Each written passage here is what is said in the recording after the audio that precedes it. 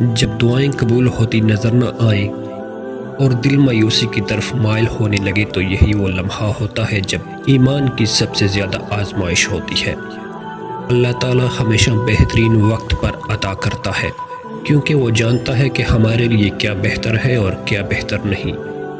بعض اوقات تاخیر میں بھی حکمت ہوتی ہے، کیونکہ جو چیز ہم مانگ رہے ہوتے ہیں وہ ہمارے حق میں نہ ہو یا اللہ ہمیں اس سے بھی بہتر دینے کا ارادہ رکھتا ہو۔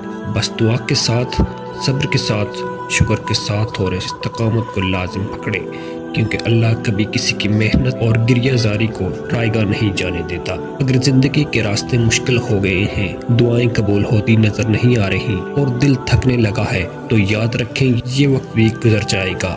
اللہ نے وعدہ کیا ہے کہ وہ اپنے بندے کو اس کی برداشت سے زیادہ بوجھ نہیں دیتا۔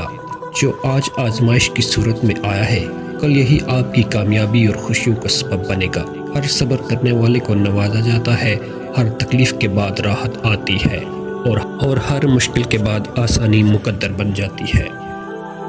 بس ثابت قدم رہیں، اللہ سے امید باندھے رکھیں اور اس کے فیصلوں پر یقین رکھیں۔ آزمائش جتنی بڑی ہوگی، انعام بھی اتنا ہی شاندار ہوگا۔